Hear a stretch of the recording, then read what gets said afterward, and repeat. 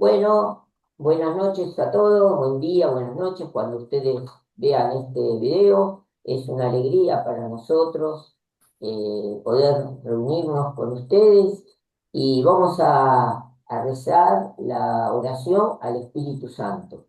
Y decimos, oh Espíritu Santo, amor del Padre y del Hijo, inspírame siempre lo que debo pensar, lo que debo decir, cómo debo decirlo, lo que debo callar, cómo debo actuar, lo que debo hacer, para gloria de Dios, bien de las almas y mi propia santificación.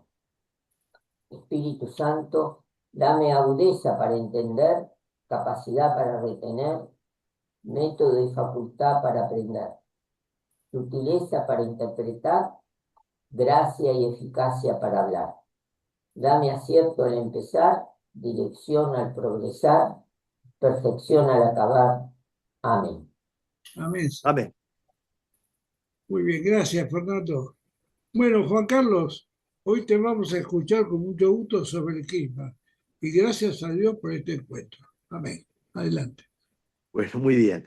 Sí, hoy vamos a hablar del querigma. En el libro de los Hechos de los Apóstoles hay varios discursos que pronuncian los apóstoles. Algunos son dirigidos a los discípulos y otros son dirigidos a los judíos o a los paganos con el claro propósito de convertirlos.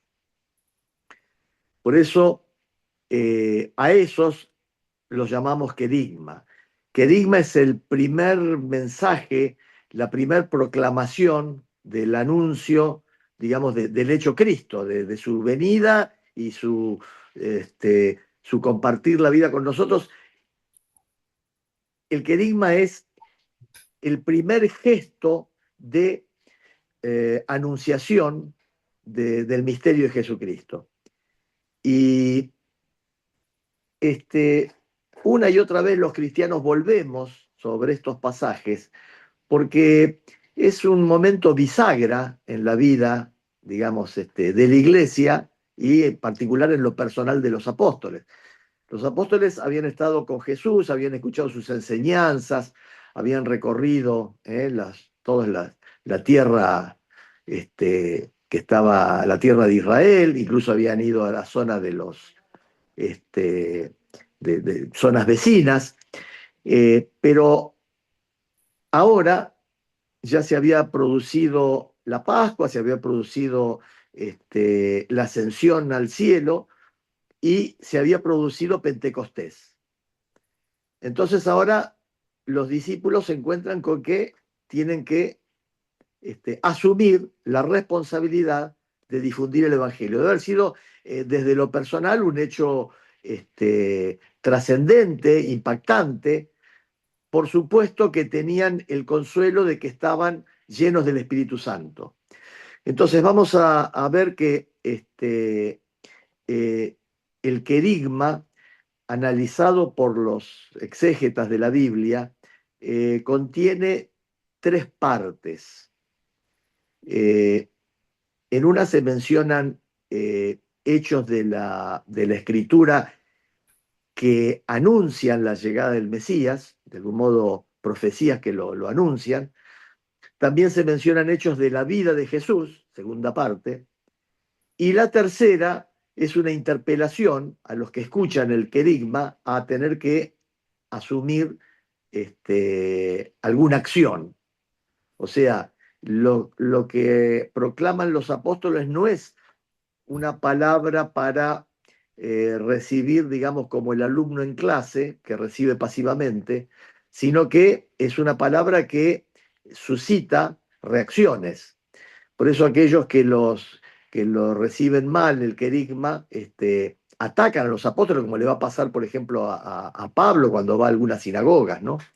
Bueno, el primer anuncio del querigma, la primera vez que el mensaje evangélico pasa de la divinidad al humano, está en el discurso de Pedro del libro de los Hechos, capítulo 2, de los versículos 14 al 41. Y vamos a leer entonces, vamos a comenzar con la lectura de este pasaje, tratando de captar que es la primera vez que se anuncia el mensaje de salvación. Y entonces por eso es importante qué aspectos, cómo lo hacen, qué dicen. ¿Eh?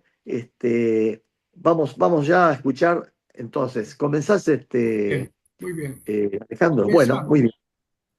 Lo único que quisiera acotar es que, si me permitís, Sí, que fue, esto en realidad es el día de Pentecostés, si no me equivoco. claro, claro. Exactamente, el día que Es se en el día de produce Pentecostés. Pentecostés, Pero Pedro se toda, levanta y hace su discurso. Bien, claro, adelante. Muy bien.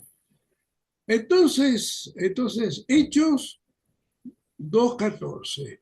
2:14, hasta el 41, sí. Sí, pero yo voy a leer hasta el 30 y después seguirá el amigo Fernando. Cuando vos querías que pare, me avisás y paro.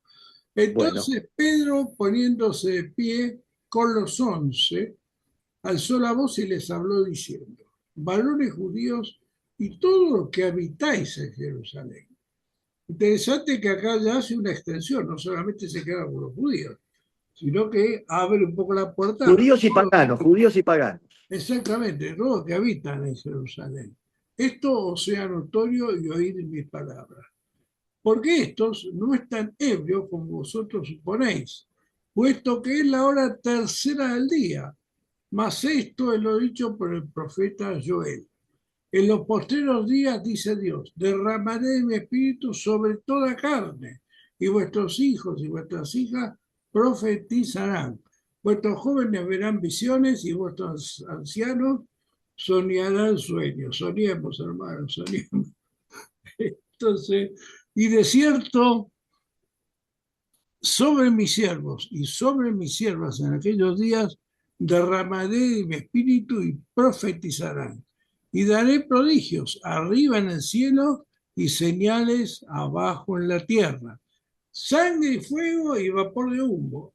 El sol se convertirá en tinieblas y la luna en sangre. Antes que venga el día del Señor, grande y manifiesto, y todo aquel que invocare al nombre del Señor será salvo. Ya está anunciando la segunda venida de Cristo también en este hecho, ¿no? Y Muy bien, sigo vos estás en en el Hechos 2, 21, del 14 en adelante. en el 21 estoy ahora. Ahora voy a empezar el 22. En el 21, perfecto, de acuerdo. Adelante, Sigo. sí. Sí, sí. Varones israelitas, oíd estas palabras.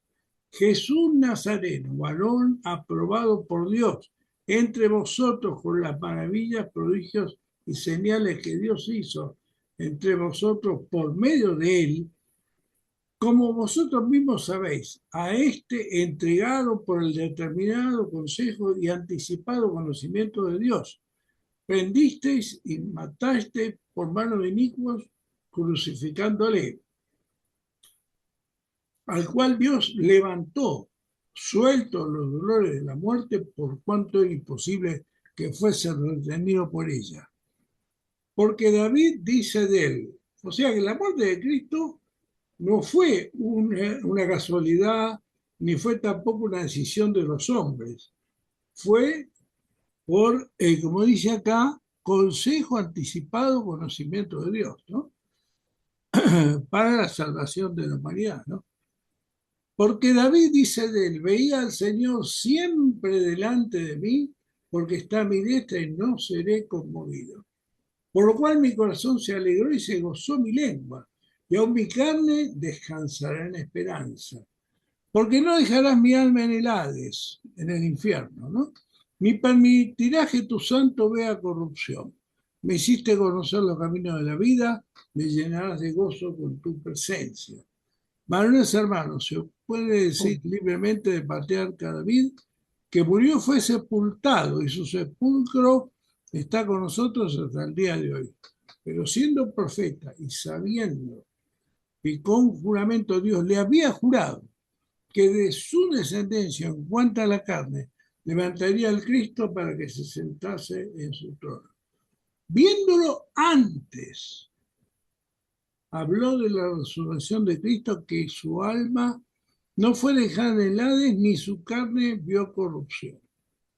Este es el 32. Ahora, seguiría Fernando. Sí, Eh, 32 al 41 dice, a sí, este Jesús Dios lo resucitó y todos nosotros somos testigos. Exaltado por el poder de Dios, Él recibió del Padre el Espíritu Santo prometido y lo ha comunicado como ustedes ven y oyen. Porque no es David el que subió a los cielos, al contrario, él mismo afirma, dijo el Señor a mi Señor, siéntate a mi derecha, hasta que ponga a todos tus enemigos debajo de tus pies. Por eso, todo el pueblo de Israel debe reconocer que a ese Jesús que ustedes crucificaron, Dios lo ha hecho Señor y Mesías. Al oír estas cosas, todos se conmovieron profundamente y dijeron a Pedro y a otros apóstoles, hermanos, ¿qué debemos hacer? Pedro le respondió, conviértanse, háganse bautizar en el nombre de Jesucristo para que les sean perdonados los pecados, así recibirán el don del Espíritu Santo. Porque la promesa ha sido hecha a ustedes y a sus hijos, y a todos aquellos que están lejos, a cuanto el Señor, nuestro Dios, quiere llamar. Y con muchos otros argumentos les daba testimonio y los exhortaba a que se pusieran a salvo de esta generación perversa. Los que recibieron su palabra se hicieron bautizar y ese día se unieron a ellos alrededor de 3.000. amén, Palabra de Dios, te Gloria a alabamos. ti, Señor Jesús. amén. Bueno, a lo largo de este desarrollo, claro, es un pasaje un poquito largo, pero era necesario, digamos, mencionar todo ese discurso, ese primer discurso que produjo Pedro. Y vamos a ver que hay una mención primero a las escrituras que justifican el por qué Jesús es el Mesías. Por ejemplo, en el versículo 19 dice, se cita al profeta Amós, que dice, haré prodigios arriba en el cielo y señales milagrosas abajo en la tierra. El sol se convertirá en tinieblas y la luna en sangre antes de que llegue el día grande del Señor. Bueno, eso está dicho por Amós en el capítulo 5, versículo 18. Entonces, vemos que en este primer anuncio, el apóstol pone énfasis en las escrituras que anuncian la llegada del Mesías. Entonces, la persona de Cristo queda legitimada como Mesías por los textos de la Escritura. Por ejemplo, en el versículo 27, en el 27 dice, a ver, ¿dónde está? 20. Porque tú no entregarás mi alma al abismo, ni dejarás que tu servidor sufra la corrupción. Ahí está, claro, muy bien. Bueno, el 27, entonces, eso habla de el hijo siervo, santo y justo, y después dueño de la vida.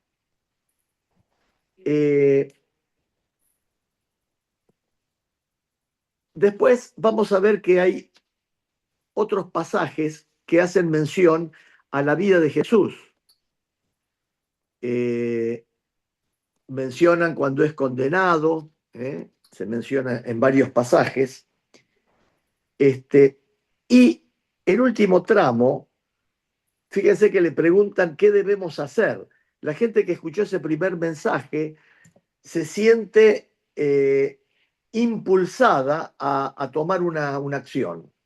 No reciben ese mensaje de modo indiferente o como quien escucha el desarrollo de un tema. Es una palabra que los invita a tomar acción.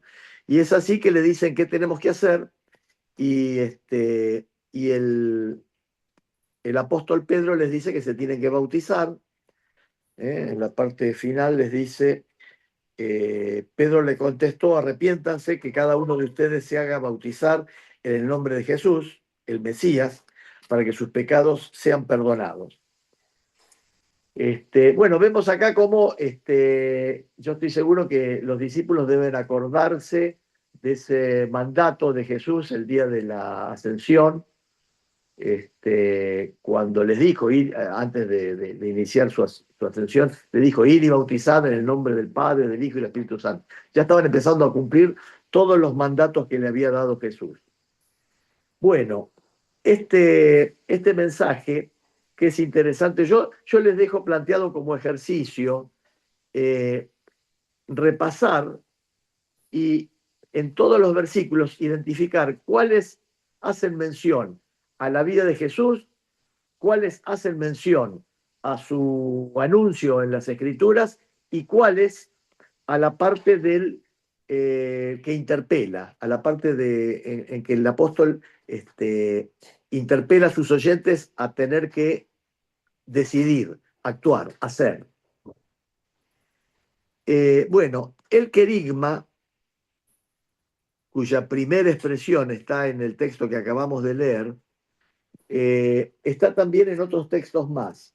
Está en el libro de los Hechos, en el capítulo 3, versículos 12 al 26, que es cuando Pedro cura al paralítico.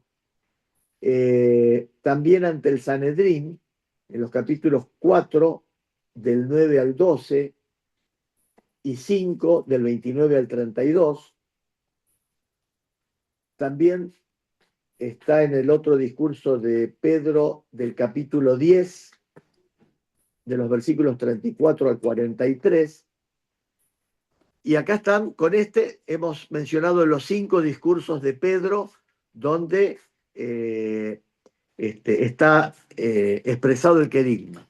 Luego tenemos un discurso de Pablo, en el capítulo 13, del 16 al 41. Siempre estamos hablando dentro del libro de los Hechos. Y finalmente tenemos el pasaje de Lucas, del Evangelio de Lucas, capítulo 24, del 19 al 27, donde, digamos, ese es el pasaje del encuentro con los discípulos de Maús. Bueno, hasta aquí toda la presentación del querigma. Yo les dejo la tarea, también la voy a hacer yo, de releer estos pasajes y tratar de ubicarnos en tiempo y espacio de estos primeros días de vida de la iglesia. Aquí vemos la iglesia en acción, empezando a cumplir todos los mandatos que había recibido. Y tratando de que esa misma fuerza, esa misma luz que impulsó a los primeros cristianos, los primeros apóstoles, a salir a sembrar la palabra, a sembrar la semilla del mensaje cristiano, nos contagie, nos alimente a nosotros para, en nuestra pequeña medida, también cumplir nuestro rol de ser anunciantes del Evangelio. Amén. Bueno, hasta aquí. Gracias, Nada. Juan Carlos. Brevemente, en tus palabras, Sí. los ejercicios serían, el primero, ubicar Las tres partes, sí. Hay una teoría digamos, de cómo se escribió la Biblia, que esta teoría, apoyándose en estos 3 elementos que aparecen claramente en el querigma, esta teoría dice que existía esa forma literaria y que entonces la redacción se hizo, el libro de los Hechos lo escribió Lucas. Lucas lo escribe ya con la idea de ir poniendo su relato dentro de este molde que contiene estas tres partes. Esto, por supuesto, es hipotético, ¿no? Pues, digamos, siempre estuvo la inquietud de saber, además de recibir el mensaje, de penetrar el misterio también de cómo se había escrito, ¿no? La Biblia. Por eso, entonces, primero, en cada querigma, detectar qué versículos hablan de la vida de Jesús, porque les está hablando a contemporáneos de Jesús. Entonces, los apóstoles en su anuncio lo mencionan para que quede claro de quién están hablando, ¿no es cierto? De la persona de Jesús. Luego lo acreditan como Mesías, le dan la autoridad que le otorgan las escrituras a través de las profecías o de los pasajes del Antiguo Testamento. Y por último, detectar dónde está el pasaje donde el apóstol es como que provoca en sus oyentes una reacción. Yo alguna vez me preguntaba por qué era que el apóstol Pablo iba a una sinagoga, hablaba y de repente le entraban a apedrear. Y claro, es que en el mensaje, cuando salen los apóstoles, era un mensaje que de algún modo provocaba a tener que hacer algo. Y entonces, bueno, aquellos que no aceptaban el Claro, mensaje evangélico, su reacción era el rechazo, ¿no? Pero acá en claro. este primero que leímos, dice que se convirtieron unos 3.000, ¿no? Fíjese la potencia que tendría ese discurso. Estaban a minutos de haber recibido el Espíritu Santo, estaban con toda la polenta. Claro. Seguramente una palabra que eran rayos, rayos que golpeaban las cabezas de los oyentes. O sea, Eh, ubicar primero los antecedentes del Antiguo Testamento, digamos, sí, que sí. fundamentan a Cristo. Después, donde se habla completamente de Cristo y después, qué es lo que hay que hacer con esa palabra que recibimos. Cómo reaccionamos frente al hecho de Cristo. Se mencionan hechos de la vida de Cristo, se mencionan pasajes de la Escritura que lo anuncian a Cristo, Claro. y después, qué parte es la que el apóstol, digamos, los interpela, genera una interpelación. Ese es el verdadero clima, la El interpelación. verdadero querigma, sí, el querigma auténtico. Y además, fijémonos que nosotros decimos que la iglesia nace en Pentecostés, ¿verdad? Pero ¿por qué decimos que nace en Pentecostés? Porque es la primera vez que los apóstoles, en este caso Pedro, está solo, ya no tiene la tutela del maestro, digamos, no tiene la tutela humana, visible como humano, ¿no? De todos modos, nosotros creemos firmemente que cuando Jesús dice que va a continuar con nosotros, acompañándonos hasta el fin de los tiempos, y como Él es hombre, es cuerpo y alma, nos sigue acompañando en cuerpo y alma, pero como al mismo tiempo es hombre y todo hombre muere, ¿eh? Entonces Él tiene que morir en el sentido humano como nosotros, pero al mismo tiempo tiene que cumplir su promesa de permanecer con nosotros. Por eso nos regala ese impresionante acto de amor que es la Eucaristía. Entonces, Él muere como hombre, pero cumple su palabra de que nos sigue acompañando en cuerpo y alma y en su divinidad en ese sacramento instituido en la última cena, que es la Eucaristía. ¿Eh? Este, Y sí, que en la Eucaristía, además, está presente eh, la, todo el misterio pascual, el de la pasión, de su crucifixión, su muerte y su resurrección. Todo eso está en la Eucaristía y por eso es un sacramento de salvación, de comunión muy profunda con el Señor. Y bueno, es ese regalo que nos dejó Jesucristo. y que celebramos y disfrutamos y nos nutrimos y alimentamos. Bueno, acá, si me permitís, Sí, habría que considerar un poco lo que dijo Jesús cuando estaba a punto de hacer la ascensión. Él dijo, os conviene que me vaya, porque os enviaré un consolador. El consolador sí, es el Espíritu Santo. Bueno, acá en Pentecostés es la primera vez que el Espíritu Santo cae sobre una multitud, porque aparecieron lenguas de fuego sobre las cabezas. Y de todos los apóstoles, empezaron de los apóstoles, a sí, profetizar, ¿no? En sí, distintas lenguas. No sé si de los apóstoles solo, creo que era de todo, porque profetizaban todo lo que estaban ahí en otras lenguas, que no eran la materna, digamos, y se escuchaban y sí, decían, ¿cómo hablan en otra lengua? Es sí. bilingüe. Bueno, pero lo que Le quiero entendían, sacar, todos entendían. El tema es así: los que escuchaban, a pesar de ser de distintas lenguas, esa, entendían lo que decía el claro, apóstol. es como que si Hablaba alguien ahora hablara en decía una sola francés, palabra y otro en todos le inglés, entendían. otro en alemán y todos entendemos lo que dice. Y nadie Claro, habla ninguna de esas lenguas. claro. Correcto. Y bueno, pero lo que voy a resaltar es que cayó el Espíritu Santo sobre ellos. Y además quisiera agregar un detalle que para mí es muy importante. Este día de Pentecostés, de alguna manera, todo cristiano lo ha vivido en su experiencia con Cristo. En algún momento el Espíritu Santo cayó sobre mí, cayó sobre Fernando, cayó sobre vos y sobre todo cristiano y nos transformó la vida. Este no es solamente un hecho aislado que pasó en la historia de la iglesia.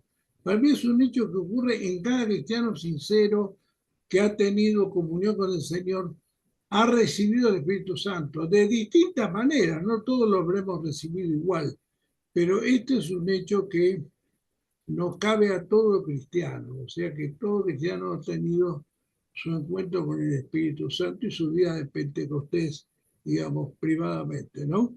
Pienso que usted también piensa lo mismo, Fernando, y Juan Carlos, que no sé qué pasó. Ahí está. ¿Qué No, opinas? estoy acá, estoy acá. ¿Qué Este, opinas de eso, de que todos tuvimos un día de Pentecostés? claro, y seguimos De teniendo. otras características, pero el concepto esencial es el mismo. El Espíritu Sí, Santo inundó nuestro ser. y además nosotros, litúrgicamente, tenemos en el rito de la confirmación, especialmente, digamos, es un Pentecostés litúrgico comunitario. Además tenemos la celebración de Pentecostés, en el año hace poco se celebró, y después está lo que vos decís de el Pentecostés personal, este, que de algún modo tenemos que sostenerlo, revitalizarlo, recordarlo. eh, este, y cada vez que invocamos al Espíritu Santo, de algún modo estamos ansiosos de revivir ese Pentecostés. Claro. Cuando, cuando nos reunimos a compartir la palabra y pedimos la asistencia del Espíritu Santo, indudablemente queremos, queremos un Pentecostés. El primer amor también, ¿no? Dicen que es cuando realmente uno abre su corazón y sus ojos a Cristo, ¿no? Claro, claro. Pero qué interesante. La verdad que muy interesante tu palabra y el hecho de Cristo, cómo se vivió y cómo se está viviendo en nuestras vidas, ¿no? Que ojalá todo lo que nos escuchen lo vivan y lo perciban de esa manera. Bueno, Fernando, ¿usted quiere agregar algo? No, no, vamos a hacer la tarea que nos pide Bueno, ahí está, me Juan parece Carlos. bárbaro. Bueno, muy bien. Después mandame por escrito, Juan Carlos, un poco resumido en dos palabras la tarea porque quiero ser bien preciso. Bueno, sí, si ponemos así la tarea, el que quiera hacerlo, es una tarea muy, eh, Sí, yo diría, muy formativa, ¿no? sí, después lo pongo yo en la nota que viene abajo de la reunión, Porque la tarea en dos palabras y cada uno que la haga si lo cree conveniente. Y mandame pareciera los como que es textos una forma de. bíblicos que agregaste, viste que agregaste textos bíblicos. Eso Sí, lo porque felicito. el tema es que haciendo este análisis, esta masticación, digamos, del texto y con esta búsqueda en particular y señalando y qué sé yo, pareciera como que nos involucramos de un modo más íntimo, ¿no? Con el texto. Totalmente, totalmente. Perfecto. Bueno, bárbaro. Bueno, me toca a mí cerrar hoy entonces la reunión y de Muy bien. nuevo quiero agradecerte, Juan Carlos, tu palabra, tu inspiración, este revival de el día de Pentecostés en nuestra vida y en la historia de la iglesia. También agradecerle a Fernando, que siempre tan leal, tan fiel, participa fielmente de las reuniones. Y bueno, la próxima me toca a mí, la reunión. Y bueno, voy a cerrar esto por una oración, pero antes quiero invitar a todos los que nos escuchan a suscribirse si no están suscritos, a enviar sus comentarios. Siempre nos agrada leer los comentarios de la gente que nos escucha, sus opiniones, en fin, eh, que nos comenten inclusive el hecho de cómo han vivido su propio Pentecostés en la vida. Eso es un tema muy interesante. Y bueno, esperamos que estas humildes y sencillas palabras que transmitimos lleguen al corazón y abran los ojos de aquellos que todavía no tienen una conciencia de lo espiritual para sus vidas y que están sumergidos en la mentalidad de un mundo que lamentablemente vive sin Cristo, ¿no? Y de alguna manera, lamentablemente, también por eso vemos una sociedad muy enferma, fragmentada, debilitada espiritualmente y también que ha caído mucho en el pecado y en cosas terribles que, bueno, no voy a entrar en detalles, pero, pero evidentemente muestran la falta de una vida espiritual con el Señor que nos edifica, ¿no? Porque lo esencial del cristianismo es que nos hace ver la verdad de la vida. El engaño de este mundo y de las tinieblas es precisamente creer que lo malo es bueno. Y hay gente que tiene la mente tan torcida que no se da cuenta que lo único que está haciendo es caminar hacia el abismo. Pero Jesús nos pone en claro, nos ayuda a vencer nuestras debilidades y nos enseña, porque sobre todo es un maestro cada día para hacer su voluntad.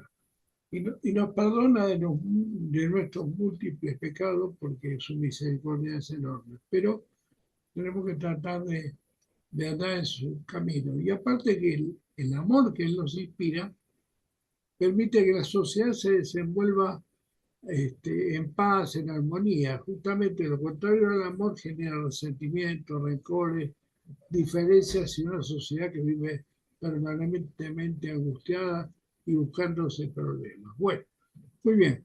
Señor, vamos a hacer una breve oración. Padre amado, gracias por este encuentro, gracias por la palabra de Juan Carlos, que realmente podamos recordar y revivir nuestro Pentecostés, nuestro primer amor. Queremos vivir abrazados a tus pies, Señor. Revélate a nuestra vida, porque realmente el que hace la obra eres tú, nosotros somos seres humanos limitados, tú eres todopoderoso, infinito, transitas en el espacio y en el tiempo. Para vos no hay ningún tipo de limitaciones, Señor. Por eso te rogamos y te pedimos, Señor, por un lado que nos perdones de todo pecado y que nos dé la fuerza para vencer las mentiras de este mundo, las propias debilidades nuestras y poder caminar en tus caminos, Señor, lleno del Espíritu Santo, que en esencia lo más dulce, lo más maravilloso, lo más precioso que le puede pasar a una persona es recibir plenamente la luz de Cristo y el Espíritu Santo en su corazón. Que podamos, si realmente pudiéramos recibir toda la potencia del Espíritu Santo, realmente podríamos crecer maravillosamente. Queremos rendirte honra y gloria, Señor, darte gracias y nuevamente que te apiades de nuestra debilidad, pero sobre todo que nos llenes de ese fogoso, genial, poderoso Espíritu que realmente puede transformar todas las cosas. Que todo sea para tu gloria, Señor, que realmente abras nuestro entendimiento y el de quien no se escucha. Lo decimos con toda la humildad del mundo, Señor, porque sabemos que no somos nada, Señor, pero que por tu gracia podemos estar en tu divina presencia y por tu maravilloso sacrificio de la cruz. Que todo sea para tu gloria, en el nombre de Jesús Todopoderoso. Amén. Bueno, muy bien. Amén. Gracias, chicos. Gracias a todos los que nos escuchan. Y nos vemos el lunes que viene a la misma hora, a las 7 de la tarde. Que Dios los bendiga a todos, ¿eh? Bueno, Chao, Carlos, chao, chao. chao. Gracias, gracias. Buenas noches. Buenas noches a todos.